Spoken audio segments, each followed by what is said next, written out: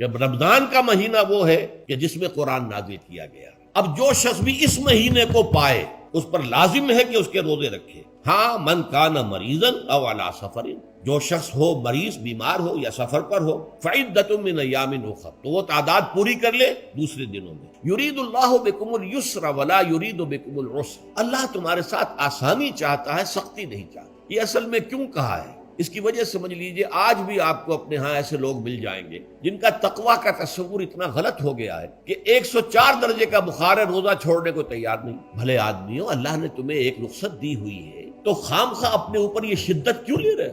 لیکن لیتے ہیں، روزہ چھوڑنے کو تیار، روزہ قضا نہیں کرو. سفر پر جا رہے ہیں اور روزہ قضا کرنے کو تیار نہیں. ایک موقع پر ایک غزوے کے دوران ایسا ہوا کہ کچھ لوگوں نے روزہ رکھا ہوا تھا، لیکن وہ اتنے یوں سمجھیے مزمحل ہو گئے کہ جب پڑاؤ پر پہنچے تو جن کا روزہ نہیں تھا انہوں نے تو بڑی چاق و چوبند طریقے سے خیمے نصب کیے، سارا بندوبست کیا، اور یہ جا کر بے سدھ ہو کر بے ہوش ہو کر گر پڑے. تو حضور نے فرمایا ان کو دیکھ کر، لیس من البر الصیام فی السفر، سفر میں روزہ رکھنا یہ کوئی نیکی کا کام نہیں ہے. یہ نیکی کا غلط تصور ہے کہ جو تم نے اپنے اختیار کر لیا. یہ تمہارے اندر تشدد پسندی پیدا ہو رہی ہے. دین کے احکام میں جو مقصد ہے وہ کیا ہے؟